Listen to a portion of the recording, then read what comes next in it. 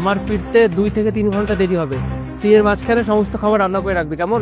আচ্ছা ঠিক আছে সাহেব, আপনি যেভাবে কইছেন ওইভাবে কাম করে রাখুন। ঠিক আছে, আমি যাচ্ছি তাহলে। সাহেব চলে গেছে, দূর কিসের ধান তো।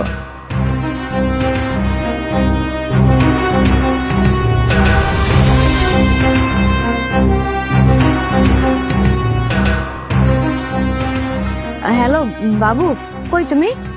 ও আমার বাসার নিচে। আচ্ছা শোনো না, আমার না বাসায় কেউ নেই, আব্বু আম্মু না কয়েকদিনের জন্য বাইরে গেছে, তুমি আসো। হ্যাঁ, তোমার সাথে অনেক টাইম স্পেন্ড করতে পারবো। ঠিক আছে, তাড়াতাড়ি আসো, আমি তোমার জন্য অপেক্ষা করতেছি।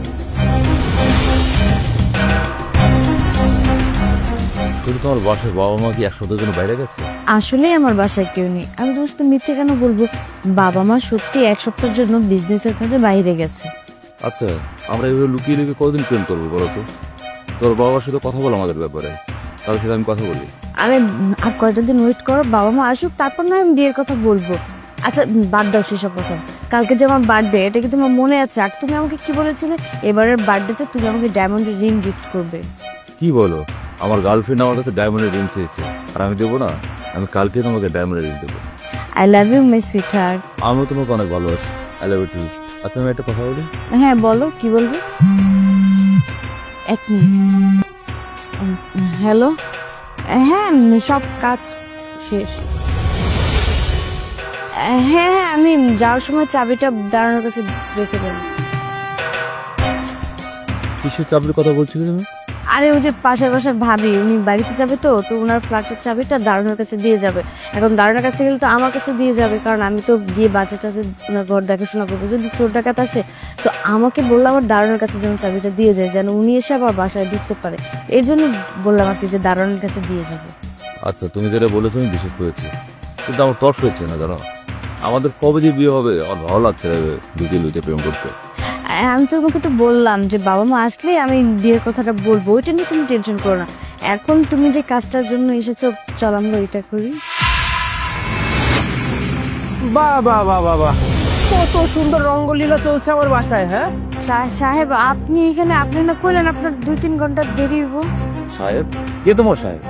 এই তুমি চুপ করো, যেটা জানো না সেটা নিয়ে কথা বললো না। এই ওকে রাগ করে কি লাভ? ও তো তোর ব্যাপারে কোনো সত্যি জানে না। আগে ওকে সত্যিটা জানাই, তারপরে দেখি ওর মুখ থেকে কি সব কথা বেরোয়।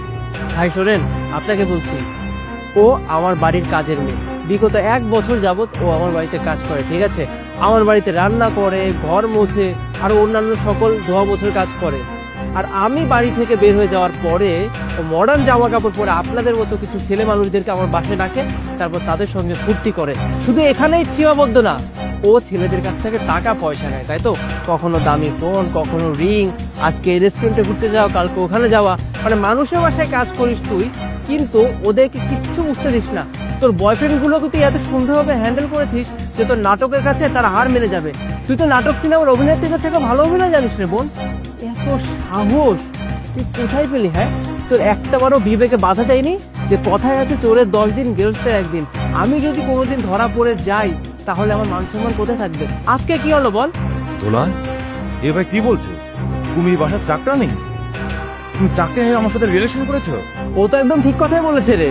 ও কেন, ওর জায়গায় পৃথিবীর যে কোনো ছেলে মানুষ থাকলেই তুই সত্যি জানার পরে তোকে কেউ ভালোবাসবে না, কারণ তুই একজন চাকরানি। তোর টাইটেল তুই মানুষের বাসায় কাজ করে খাস। কথায় আছে যে ওপরে ফিটপাট ভিতরে সদরঘাট। তোর দেখি ওপরে সদরঘাট কিন্তু মাশাআল্লাহ ভেতরে পুরাই ফিটপাট। হ্যাঁ, মানে এই ধরনের মডার্ন জামা কাপড় পরে আমার বাসায় কাজ করি, যেই আমি বাসা থেকে বের হয়ে যাই অমনি ছেলে মানুষকে এনে আমার বাসায় আড্ডা দিস না। তোর উপর তো আমার অনেক আগে থেকে সন্দেহ হয়েছিল রে। আমার এলাকার মানুষজন আমাকে সবসময় তোর ব্যাপারে কমপ্লেন করতো। বিশেষ করে তুই বোধহয় ভুলে যাচ্ছিস যে আমার বাসার মেন গেটের সামনে একটা সিসিটিভি ক্যামেরা লাগানো আছে। আমি কিন্তু অফিসে বসে বসে সবকিছু দেখি যে আমার বাসায় কে ঢোকে আর কে বের হয়।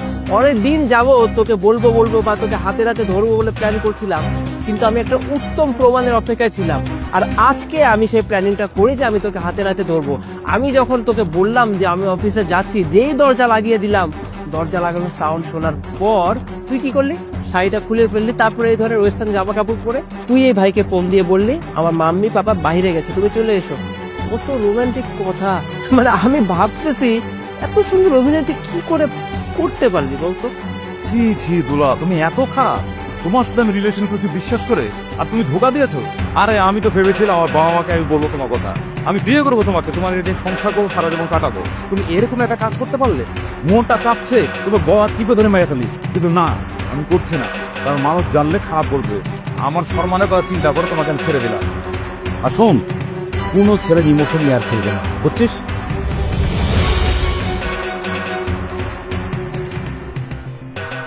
কিরে, কি ভেবেছিলি তুই বলতো?